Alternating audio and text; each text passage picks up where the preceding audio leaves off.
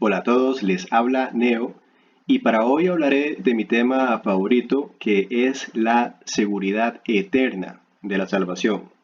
O mejor dicho, una vez salvo, siempre salvo. He notado que muchas personas están en contra de esta doctrina que, como he demostrado varias veces ya, es 100% bíblica, pero bueno, muchos odian esta doctrina, la detestan e incluso creen que es blasfemia y creen que es una doctrina hereje, ¿vale? Y la razón por la cual dicen esto es porque no creen en el dispensacionalismo, lo descartan, lo tiran a la basura.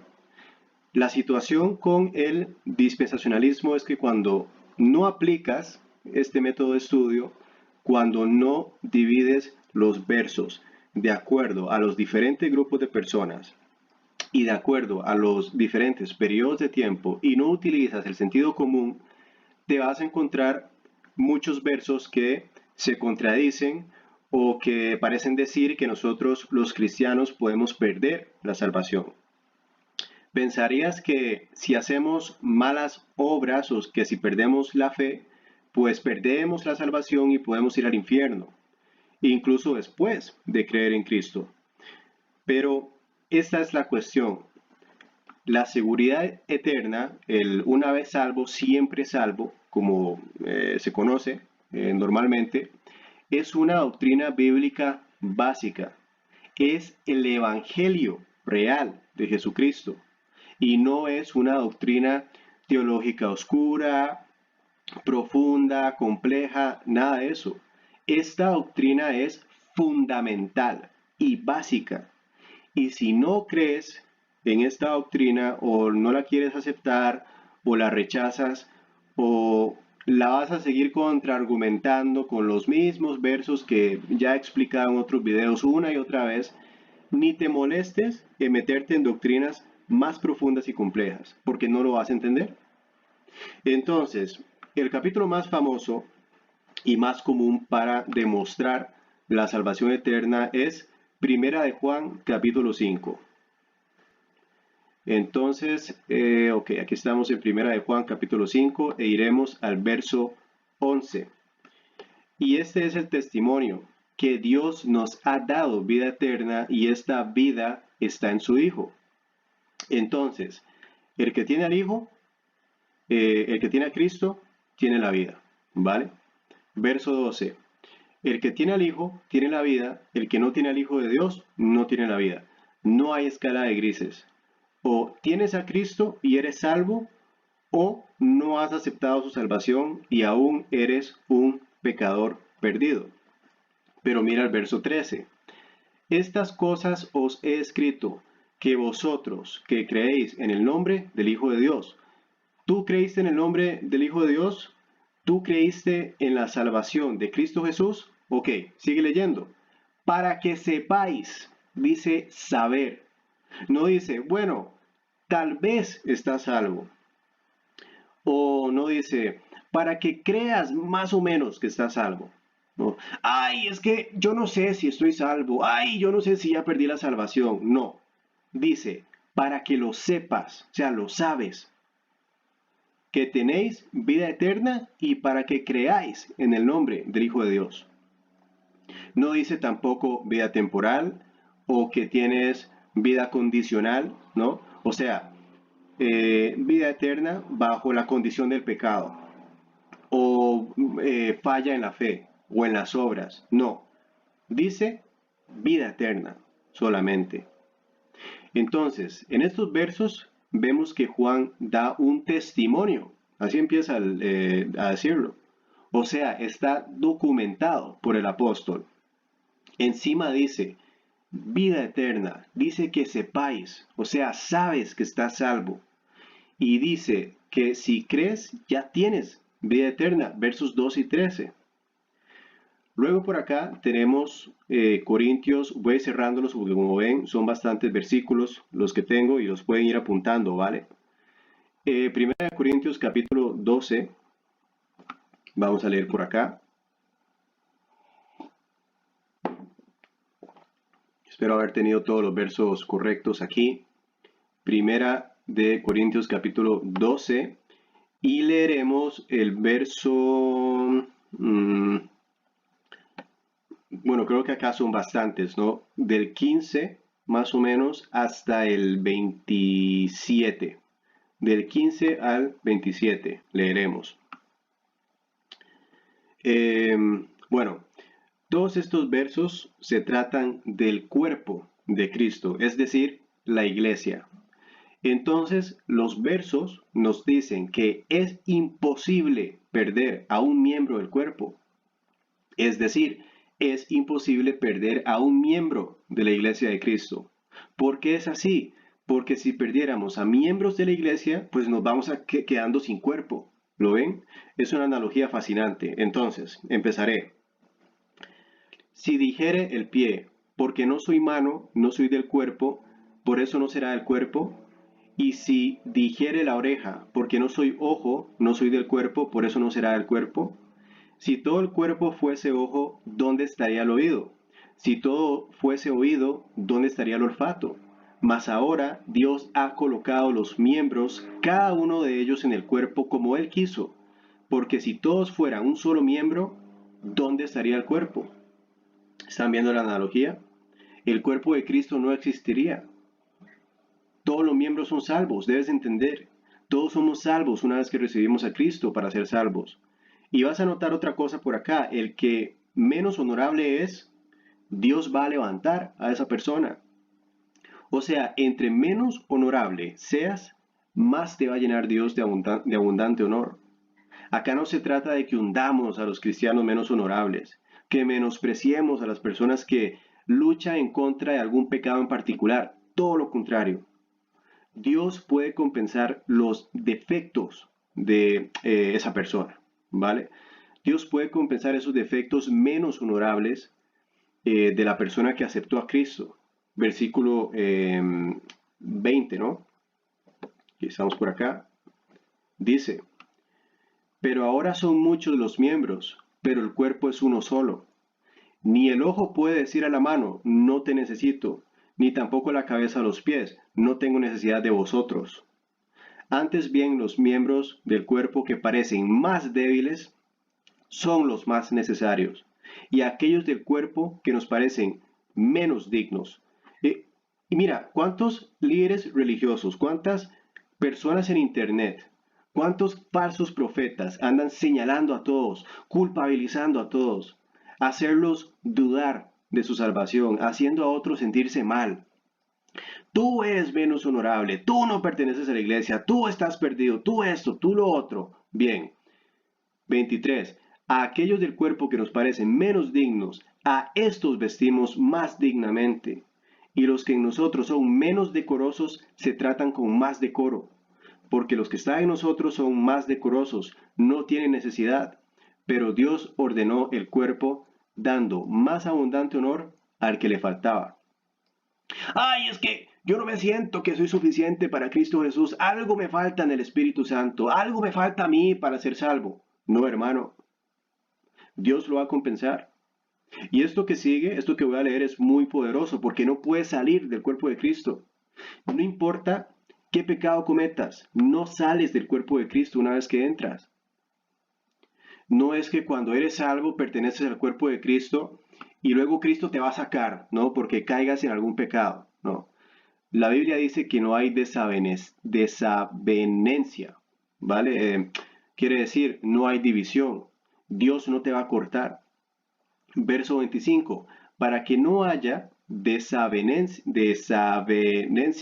tragalenguas, en el cuerpo, sino que los miembros todos se preocupen los unos por los otros. Esto es poderoso. Verso 26, de manera que si un miembro padece, todos los miembros se duelen con él. Y si un miembro recibe honra, todos los miembros con él se gozan.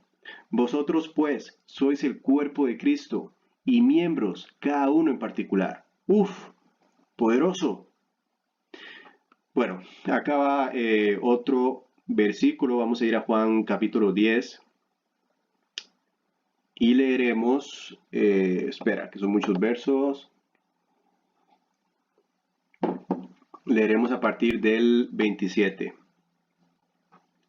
y dice, mis ovejas oyen mi voz y yo las conozco y me siguen, y yo les doy vida eterna y no perecerán jamás. Repito, no perecerán jamás. Sigo leyendo. Ni nadie las arrebatará de mi mano. Tú no pierdes su salvación. Así que no es solo que Jesucristo te garantiza tu salvación, sino que encima tienes a Dios Padre como respaldo de tu salvación. Verso 29. Mi Padre que me las dio es mayor que todos, y nadie las puede arrebatar de la mano de mi Padre. Yo y el Padre uno somos.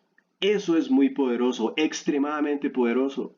Así que yo no creo en seguridad eterna. Yo creo en doble seguridad eterna. Así de seguro estoy en Cristo Jesús, porque nadie nos quita a los cristianos salvos, ni del Hijo ni del Padre. Y se los voy a empeorar a los que odian esta doctrina de una vez salvo, siempre salvo. Se los voy a empeorar, porque también tengo al Espíritu Santo que garantiza mi salvación. Así que iremos a Efesios 1, verso 13. Dice, en él también vosotros, habiendo oído las palabras de verdad, el evangelio de vuestra salvación, y habiendo creído en él, fuisteis sellados con el Espíritu Santo de la promesa. O sea, somos sellados por medio del Espíritu Santo ¿de qué? De la promesa. ¿Hasta cuándo somos sellados? Verso 14, que es las arras de nuestra herencia hasta la redención de la posesión adquirida para alabanza de su gloria. Hasta nuestra redención, es decir, hasta el rapto de la iglesia. El Espíritu Santo está sellado en nosotros hasta el rapto. Ahora, algunas personas no entienden el verso 14 y se pueden preguntar, ¿por qué hasta la redención de la posesión adquirida para alabanza de su gloria? ¿Por qué eso se refiere al rapto? Pero es cuestión de leer Romanos 8, de los versos 19 al 23, ¿vale? No voy a profundizar mucho en el rapto en este momento, pero si leemos Romanos, pero sí, estoy en lo correcto, Romanos, si leemos a partir del verso 19,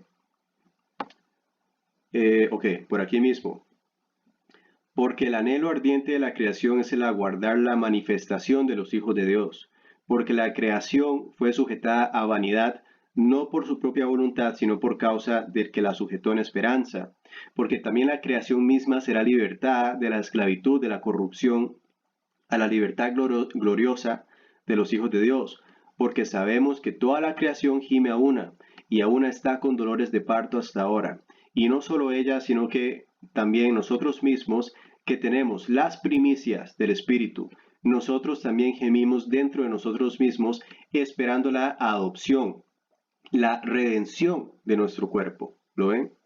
Esta redención, esta posesión adquirida, alabanza de su gloria, esto es el rapto. Pero bueno, como dije, no nos vamos a adentrar mucho en el rapto, al menos no en este video para poder continuar. Otro día podemos seguir hablando de esto. Lo que hemos visto es que nadie nos quita de la mano de Cristo, ni de la mano del Padre, ¿vale? Y el Espíritu Santo de la promesa está sellado en nosotros, o sea, tenemos como respaldo a toda la Trinidad. Entonces me voy a corregir. Yo no creo en doble seguridad eterna, yo creo en triple seguridad eterna. O sea, seguimos con Primera de Juan 3. Ok, este versículo me encanta a mí en lo personal. Pero mira, te voy a decir algo. Algunas personas no creen que Primera de Juan se puede utilizar para la seguridad eterna porque la cuestión con la Primera de Juan es que es un libro mixto, ¿vale? Hay mucho verso acerca de la tribulación, tanto como encontramos doctrinas generales cristianas, ¿vale? O sea, encontramos doctrinas que enseñó Pablo, ¿ok? Y también encontramos textos para la tribulación. Es importante no caer en el hiperdispensacionalismo tampoco, ¿no? Se puede utilizar Primera de Juan, incluso he hablado de Moisés en los vídeos, porque toda la Biblia es importante, ¿vale? Aún así, no todas las doctrinas de la Biblia sean para la iglesia o para el periodo de gracia, aún así, no toda la Biblia sea acerca del creyente, todos los libros de la Biblia fueron inspirados por Dios, ¿vale? Entonces, todo es importante estudiarlo. Y sí, Primera de Juan es mixto, pero tiene versos muy poderosos en seguridad eterna. Mira, eh, Primera de Juan eh, es un libro, bueno, yo lo hablo asumiendo que muchos saben de estos temas, pero la situación es que tiene muchos versos acerca de la tribulación, ¿no? Decir que todo es para la iglesia en Primera de Juan, eso es herejía, ¿vale? Si dices que todo es acerca de la tribulación, eso es hereje también. Primera de Juan es una epístola general que aplica tanto para la iglesia como para la tribulación. No me voy a meter en detalle ahora, aunque Primera de Juan, al ser de los pocos libros mixtos que hay, sería bueno dedicarle un video en el futuro, ¿no? Pero bueno, ya me distraje. Entonces vamos al verso 9 de Primera de Juan 3. Y dice, todo aquel que es nacido de Dios, tú eres nacido de Dios, tú aceptaste a Cristo, vale. ¿Qué dice? Todo aquel que es nacido de Dios no practica el pecado. ¿Qué? Todo el que es nacido de Dios no practica el pecado. ¿Por qué? Sigue leyendo. Porque la simiente de Dios permanece en él y no puede pecar porque es nacido de Dios. ¿Lo ven? Es porque la simiente de Dios está en ti. Es por ese Espíritu Santo que está sellado en ti. Entonces lo que Dios ve en nosotros, los que estamos salvos, es la simiente espiritual que está en nosotros. Dios no está viendo nuestra carne. Dios ve tu espíritu, ve su semilla. Él no ve tu carne pecaminosa. Por eso para Dios no puedes pecar. No, Neo, pero es que yo he pecado. Sí, pero Dios ve la semilla que hay en ti. Él no está viendo tu pecado para la salvación, ¿no? Para Dios, tú no puedes pecar, ¿vale? Debes entender, esto es muy poderoso y lo vamos a complementar. Mira, Primera de Juan 5, verso 18. Primera de Juan 5, verso 18. Por acá. Sabemos que todo aquel que ha nacido de Dios no practica el pecado, pues aquel que fue engendrado por Dios le guarda y el maligno no le toca. Satanás no puede tocar tu espíritu ya. Entonces, no puede tu espíritu estar en pecado porque es como ya hemos visto, el espíritu está separado de la carne, ¿vale? Y Satanás no puede tomar posesión de tu espíritu. Alabado sea Cristo.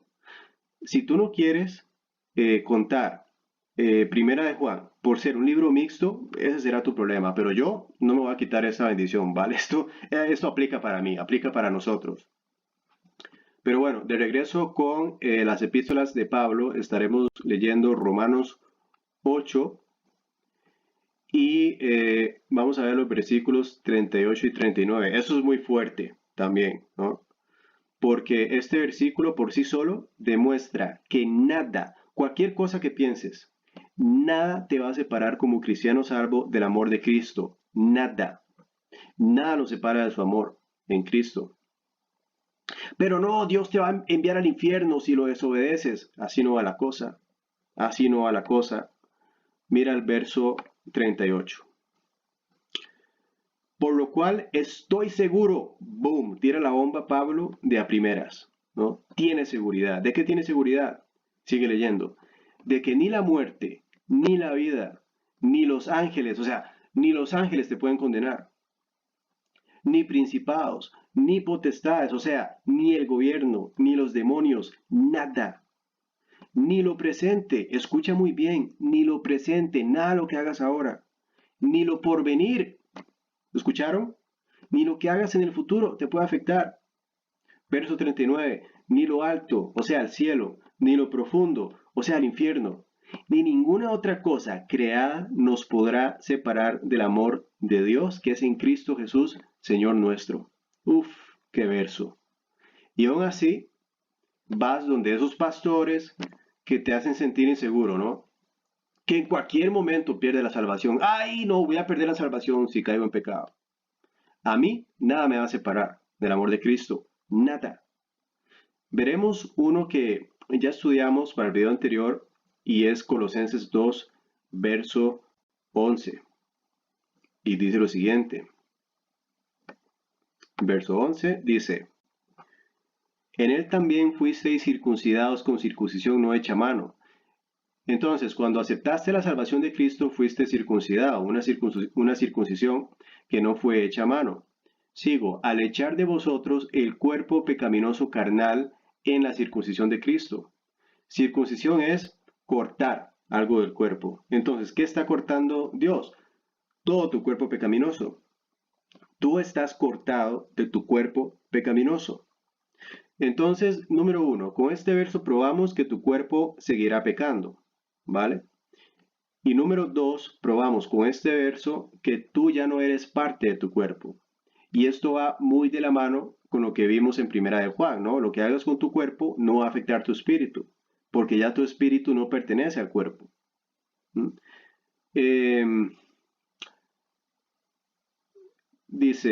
Bueno, otra cosa importante que se me acaba de ocurrir. ¿Qué va al infierno o al cielo? ¿Tu cuerpo o tu alma? Tú eres tu alma. Tu alma es lo que está a salvo ya, porque Dios cortó tu alma de tu cuerpo. Eso es lo que dice el verso. Ahora, voy a mostrarles dos versos que van de la mano, muy poderoso, y es un verso que destruye a los cultos, ¿vale? En especial a los calvinistas que siguen la salvación por señorío. Esa es una doctrina herética calvinista y se ha infiltrado en toda religión. Los calvinistas predican la salvación por señorío. Dicen, sí, la salvación es solo por medio de fe, claro, claro. Pero luego ellos lo tergiversan y dicen que como tienes esa fe, que esa fe por sí sola produce automáticamente buenas obras. No sé si me explico. Dicen que esa fe en sí tiene buenas obras. Entonces ellos creen que la fe en sí es activa. ¿Vale? Si tú tienes fe, pero no obras, entonces ellos te van a decir que esa fe no es activa. Automáticamente te dirán que estás perdido. ¿Vale? Por eso es fe y obras. Pero esta gente solo está jugando con palabras, ¿ok? Entonces, estos versos que voy a mostrar son muy poderosos. Y aunque no lo creas, muchos protestantes, muchos católicos, los testigos de Jehová, utilizan estos argumentos calvinistas. La salvación por señorío es una de las doctrinas más peligrosas y dañinas que hay. Estos dos versos los van a callar, así de fácil. Si les muestras estos dos versos, los vas a callar. Entonces, vamos a ir a Romanos, al libro de Romanos 4, Romanos 4 y versículo 4. Y dice, pero al que obra, no se le cuenta el salario como gracia, sino como deuda. ¡Boom! Si obras, no se va a contar como gracia. Pero yo estoy salvo por gracia y como estoy salvo por gracia, hago automáticamente buenas obras. No, no, no, no, no, no, no. Las obras no cuentan como gracia. Eso dice el verso directamente. Es más, el verso dice que las obras son deuda.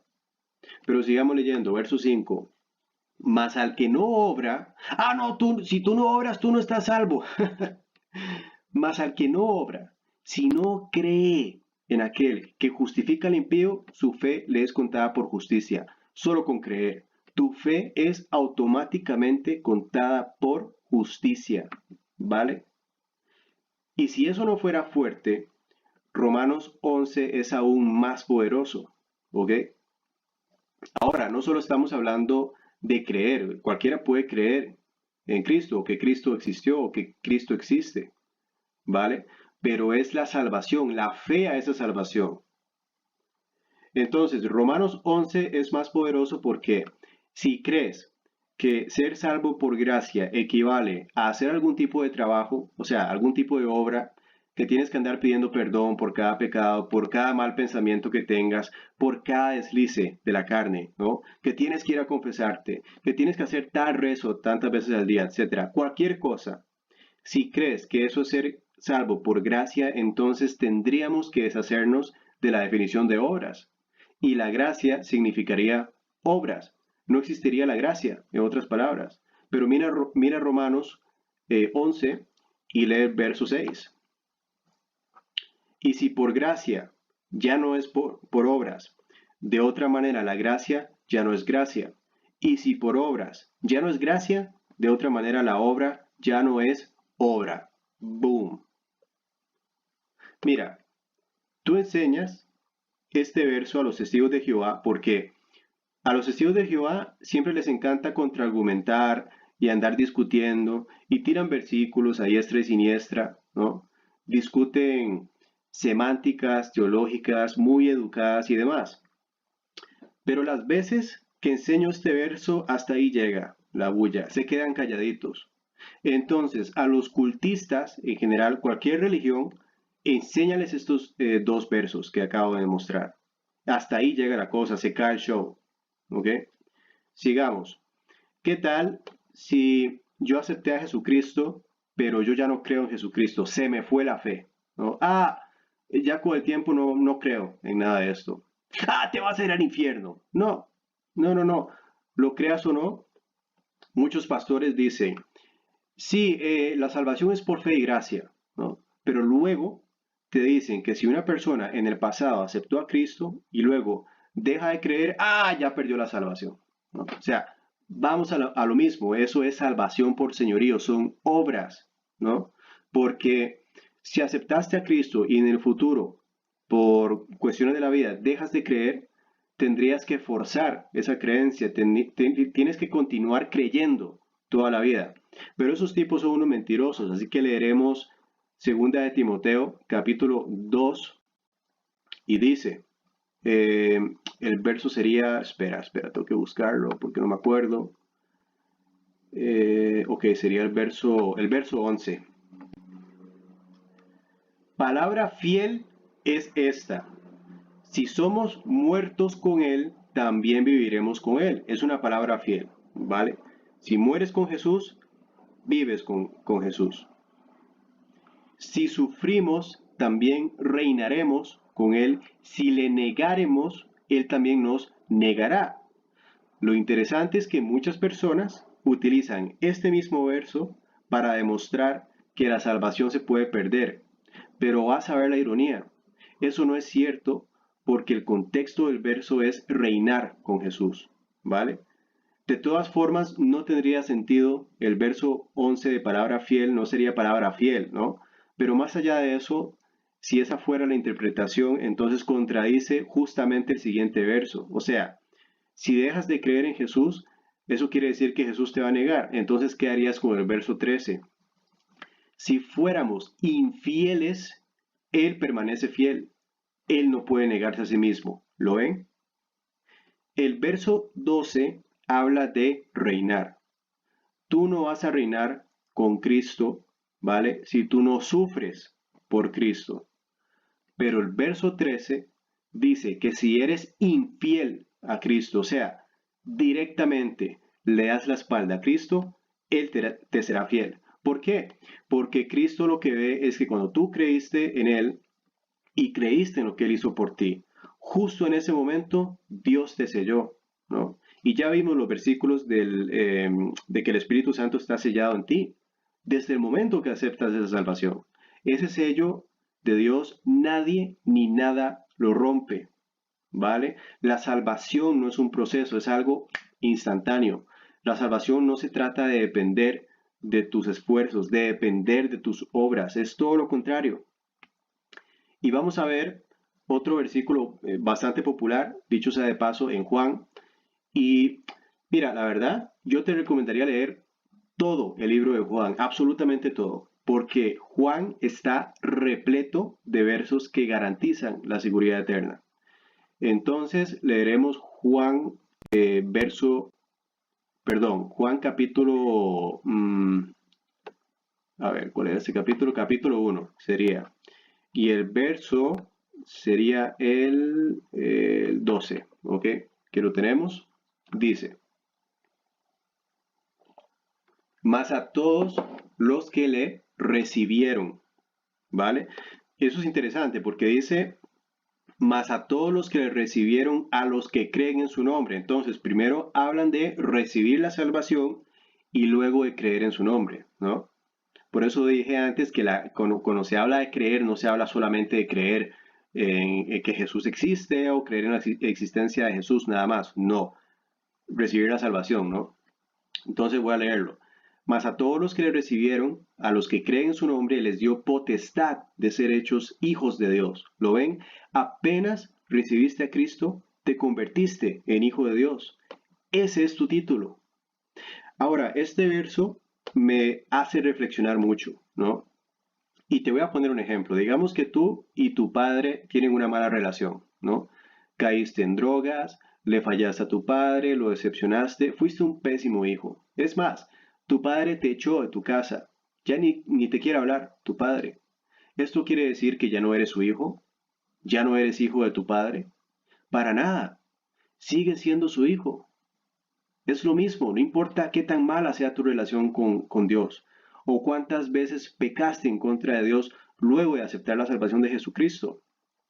Incluso Dios te pudo haber castigado severamente por tu pecado y estás en una situación pésima justo ahora, pero nada de eso niega que eres hijo de Dios. Eso es muy poderoso. ¿Y sabes qué es eso? Eso es la gracia de Dios. La salvación no se trata de que pierdes el título de hijo de Dios y luego lo ganas. Lo ganas y lo vuelves a perder. Eres hijo de Dios, ¡ay! Ya no eres hijo de Dios. Ah, eres otra vez hijo, ¡ay! Ya pecaste, ya lo perdiste, ¿no? Entonces el Espíritu Santo entra y sale, entra y sale, entra y sale. ¡Ay! Perdí al Espíritu. Tengo que orar para ser hijo de Dios de nuevo. O sea, así no funciona la cosa. Eres hijo de Dios, el Espíritu Santo está sellado en ti. Ok, entonces aquí van versos más poderosos en Primera de Corintios 3 y primero leeremos a ver, primero leeremos el verso 1. Mira, si tú no crees que un cristiano que cae en pecado, en especial si es un pecado muy malicioso, muy desagradable, muy perverso, si tú no crees que puedes ir al cielo, entonces, ¿cuál es el punto del tribunal de Cristo? ¿Cuál es el objetivo del tribunal de Cristo? Eso es un buen argumento que les puedes tirar a esas personas. El tribunal de Cristo muestra obras que son tan malas que ni siquiera reciben recompensa, ¿vale? Entonces, ¿cuál sería el punto de ese juicio? Paul Washer una vez dijo que no existe tal cosa como un cristiano carnal. Eso dijo Paul Washer. Para los que no le conocen, pues mejor, ¿no? Es un calvinista de primera categoría. Y Paul Washer, al solo decir eso, ya lo hace a él carnal. Eso lo hace a él ser orgulloso. Eso es ser carnal. No me importa el bias espiritual que tenga. Decir eso por sí solo, de que no hay tal cosa como un cristiano carnal, lo hace a él ser carnal. Eso viene de su carne. Probablemente porque siente mucha frustración con los cristianos que caen en algún pecado o escoge un estilo de vida pecaminoso. ¿Vale? Pero eso es carnal. Si tú fueras de verdad justicioso espiritualmente, ¿vale? Tú tendrías paciencia a las personas que les cuesta más seguir el camino de la santificación y darte cuenta de que esa persona que lucha en contra de ese pecado, bien puede ser tú, o podría ser tú el día de mañana, ¿ok? Pero bueno, 1 Corintios 3, verso 1, dice, de manera que yo, hermanos, no pude hablaros como a espirituales, sino como a carnales, como a niños en Cristo. ¿Dónde está Paul Washer aquí? ¿Dónde está Paul Washer aquí?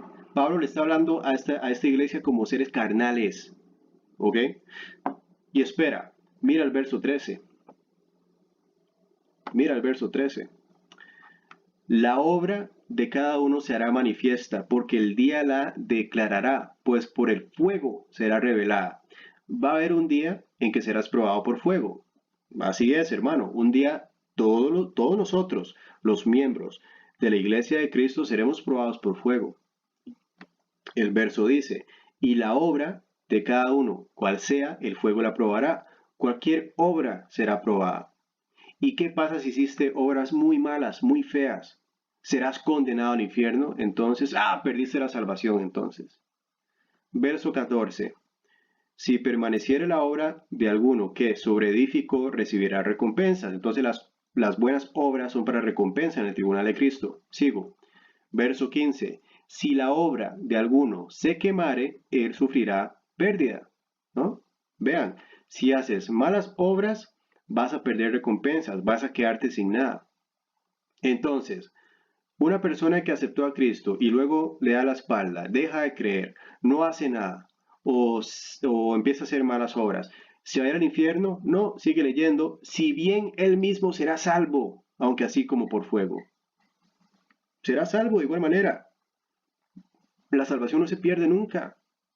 Si tus obras son malas, perversas, Dios va a juzgar esas obras y te va a castigar en tu carne, justo ahora, ¿no? Y eso lo veremos en unos versos en breve, pero también he hablado de eso en otros videos. Pero, ¿te vas a ir al infierno si ya habías aceptado la salvación de Cristo? No, el texto es muy directo. Si bien Él mismo será salvo, aunque así como por fuego, ni el fuego lo va a quemar. Y es como vimos anteriormente también, Satanás no puede tocar tu alma ya, no puede, porque estás asegurado en Cristo Jesús. Tienes el Espíritu Santo de la promesa sellado en ti hasta el día de la redención. Seguimos con Efesios 4, verso 30. Efesios 4, verso 30. Dice lo siguiente. Y con esto te voy a probar que incluso aunque caigas en algún pecado hasta el día del rapto, tú como cristiano salvo, estás sellado, ¿no? hasta la redención. ¿Qué pasa si este cristiano murió pecando? Murió cometiendo pecado. Se irá al infierno, ¿no? No, no se va a ir al infierno. Esa persona será arrebatada con toda la iglesia antes de la tribulación. ¿Qué? Sí, así es. No hay ningún requerimiento para el rapto. Solamente aceptar la salvación de Cristo Jesús. Eso es todo. Verso 30. Y no contristéis al Espíritu Santo de Dios. ¿Lo ves? Contristar al Espíritu Santo. Sigo. Con el cual fuisteis sellados para el día de la redención. Voy a hacer más videos de rapto porque sé que muchas personas no están entendidas con el tema, pero está sellado hasta el día de la redención, hasta el rapto de la iglesia. Y vamos a ver otro verso muy potente. He tenido muchas personas en internet que sienten que su arrepentimiento inicial antes de aceptar la salvación no fue suficiente, ¿vale? Digamos, esas personas se arrepintieron de verdad, aceptaron esa salvación de corazón, ¿vale? Y sienten que eso no fue suficiente, ¿no? Entonces, actualmente están en un pecado que los hace sentir mal, los atormentan, sienten que tienen que seguir pidiendo perdón una y otra vez y siguen en lo mismo y se preocupan por su salvación. No, mira, cuando tú te arrepentiste de tus pecados y de tu condición pecaminosa antes de aceptar la salvación de Jesucristo por lo que hizo en la cruz, debes entender que al igual que las personas que eh, paran de creer, que con el tiempo perdieron la fe, igual que ellos, igual que los que han dejado de arrepentirse, están todos salvos de igual manera sin importar qué, ¿ok? ¿No me crees? Pues mira estos pecados que estos cristianos no se arrepintieron y son salvos. Segunda de Corintios 12. Segunda de Corintios 12.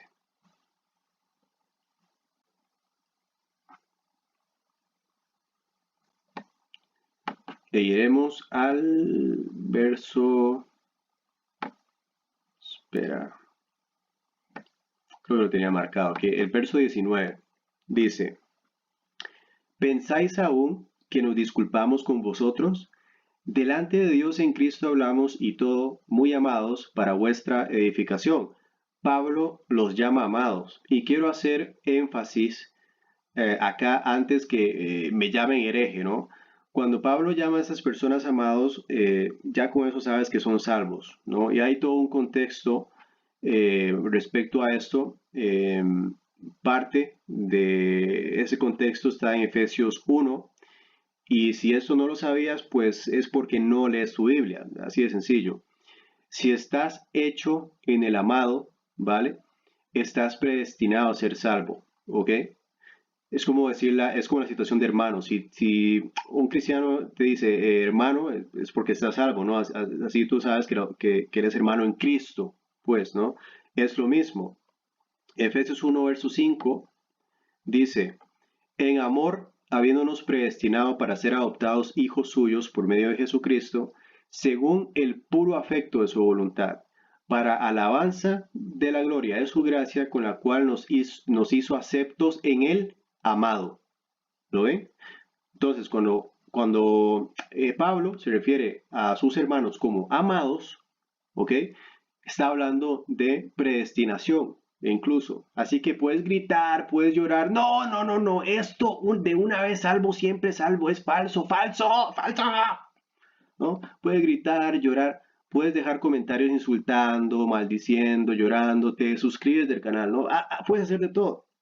Pero no puedes cambiar lo que dice la Biblia. ¿Ok? Bueno, entonces vamos al verso que estábamos leyendo. Dice, ¿pensáis aún que nos disculpamos con vosotros? Delante de Dios en Cristo hablamos y todo, muy amados para vuestra edificación, pues me temo que cuando llegue no os halle tales como quiero, y yo sea hallado de vosotros cual no queréis, que haya entre vosotros contiendas, envidias, iras, divisiones, maledicencias, murmuraciones, soberbias, desórdenes, que cuando vuelva me humille Dios entre vosotros, y quizá tenga que llorar por muchos de los que antes han pecado y no se han arrepentido, o sea, no se han arrepentido de la inmundicia, fornicación y lascivia que han cometido. Ahí lo tienen. Estos son hermanos, o sea, son amados de la iglesia que no se han arrepentido de la inmundicia y de la fornicación. De la lascivia, tú buscas lascivia, y lascivia significa deseo y actividad sexual exacerbada. O sea, imagínate los pecados en los que cayeron los corintios, ¿no? Y siempre fueron hermanos en Cristo. Esa persona es salva, incluso aunque hayan cosas de su vida luego de ser salvo, de las cuales no se ha arrepentido. Por eso pedimos perdón cuando pecamos, ¿no? Si cometemos algún pecado, obviamente somos vueltos conscientes por el Espíritu Santo y somos conducidos a arrepentirnos, a pedir perdón, ¿vale? Pero no es para la salvación, ¿ok? No es para la salvación, sino para la santificación. Ya de eso hablé en otro video. Entonces, por eso yo hice estos videos, porque estaba anticipando ya los contraargumentos a todo esto, porque las personas utilizan versos fuera de contexto, no aplican el dispensacionalismo, y bueno, vamos a seguir. Ahora vamos a 1 Corintios 5, por acá. ¿Qué pasa si cometiste un pecado muy perverso? Algo que te avergonzaría mucho. Eh, pues, ¿qué es lo que pasa? Estás salvo, ¿no? Siempre estarás salvo. Aunque un cristiano cometa el pecado de incesto, así como escuchan, incesto, aún así está salvo, no pierde la salvación. No, Neo, ya te pasaste, esto no puede ser así, no. Mira, yo entiendo mucho que esto es difícil de creer, ¿ok? Y no solo por las cosas que te enseñan en tu religión o por el adoctrinamiento que has sufrido por esas diferentes religiones, diferentes denominaciones, sino porque incluso yo mismo he visto a cristianos haciendo cosas tan eh, repulsivas, tan malas, tan perversas, y yo digo, ¿cómo es posible que estas personas que están haciendo todas estas cosas, cómo es que son salvos? ¿Cómo es que esas personas de verdad son salvas? Si yo sé del pecado que están cometiendo, ¿no? Mira, si esa persona en algún momento de su vida se arrepintió de corazón, ojo, si esa persona se arrepintió en ese momento de corazón de sus pecados, ¿vale? Y de su condición pecaminosa, los confesó a Jesucristo, confió en la sangre de Cristo para ser salvo del infierno. Si esa persona justo en ese momento se salvó de verdad, aunque hoy día esté metido en algún pecado serio, aunque sea un degenerado, ¿vale? En la actualidad, esa persona está salva. Y yo sé que es difícil de creer, pero vamos a leer 1 Corintios 5, a partir del primer versículo. Mira, de cierto se oye que hay entre vosotros fornicación y tal fornicación cual ni aun se nombra entre los gentiles. Vean, este pecado es tan grave que ni siquiera se nombra entre la gente. O sea, cuando habla de gentiles, se habla de gente que no es salva aún. O sea, una persona, bueno, mira, te voy a explicar algo. Aunque una persona sea gentil o sea judía, una vez que acepta a Cristo, simplemente es parte de la iglesia. Vale hacer esa aclaración, ¿no? No es que dejamos de ser gentiles o que ellos dejan de ser judíos, sino que no importa si es gentil o judío, una vez salvo, ¿vale? Pero Pablo acá está hablando de la gente, de los gentiles, ¿no? El resto de la gente fuera de la iglesia, es lo que quiero decir. Ni se menciona fuera de la iglesia lo que hizo este miembro de la iglesia. Sigue leyendo el verso. Tanto que alguno tiene la mujer de su padre. O sea, fornicó con la mujer de su padre. Eso es asqueroso. Verso 2. Y vosotros estáis evanecidos, no deberáis más bien haberos lamentado para que fuese quitado de en medio de vosotros el que cometió tal acción. O sea, Pablo dice, ¿cómo es que no lo echaron de la iglesia? Incluso está indignado. Verso 3. Ciertamente yo, como ausente en cuerpo, pero presente en espíritu, ya como presente he juzgado al que tal cosa ha hecho. En el nombre de nuestro Señor Jesucristo, reunidos vosotros y mi espíritu con el poder de nuestro Señor Jesucristo. Y pon atención, mira lo que dice el apóstol Pablo. El tal, o sea, la persona, se ha entregado a Satanás para la destrucción de la carne. Esta persona fue entregada a Satanás para la destrucción de la carne. ¿Para qué? Sigue leyendo. A fin de que el espíritu sea salvo en el día del Señor Jesús. Estos versículos son ya me enredé otra vez. Demoledores, es lo que quiero decir. O sea, tenemos a una persona que hizo un pecado fatal, horrible, asqueroso, y el castigo de su pecado fue muy severo, ¿vale? Que Satanás hiciera lo que quisiera con el cuerpo de esa persona, destruir su carne. Como digo, es un castigo muy severo, pero ¿sabes qué? Nunca perdió su espíritu, a fin de que el espíritu sea salvo en el día del Señor Jesús. ¿Por qué?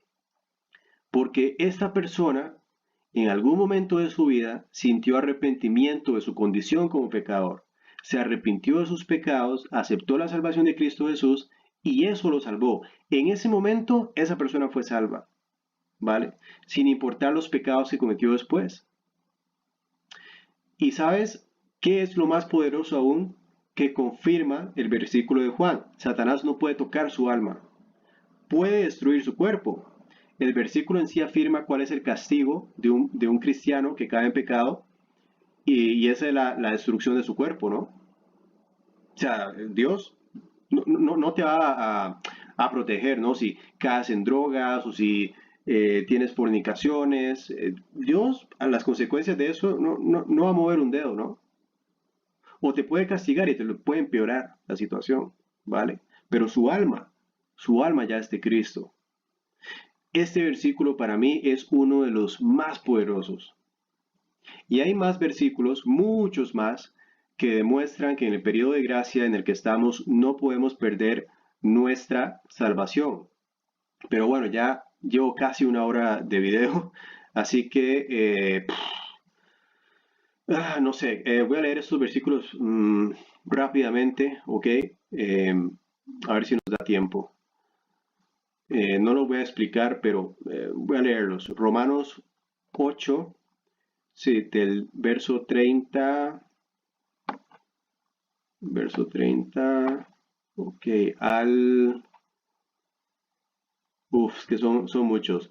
Bueno, lean Romanos 8 del 30 al 37, ok. Luego vayan a Gálatas y lean el verso 16. De hecho, Gálatas es un verso muy importante y eso lo tengo aquí. De hecho, espera, eso yo lo tengo aquí. Eso es muy importante. Gálatas 2, verso 16 dice, sabiendo que el hombre no es justificado por las obras de la ley, sino por la fe en Jesucristo, nosotros también hemos creído en Jesucristo para ser justificados por la fe de Cristo y no por las obras de la ley, por cuanto las obras de la ley nadie será justificado. Boom, ahí le puedes tirar una buena bomba a los que aún creen en la salvación por señorío. Luego tenemos Efesios 1, eso no los tengo en la computadora, por aquello los estoy leyendo por acá, yo los tengo por acá.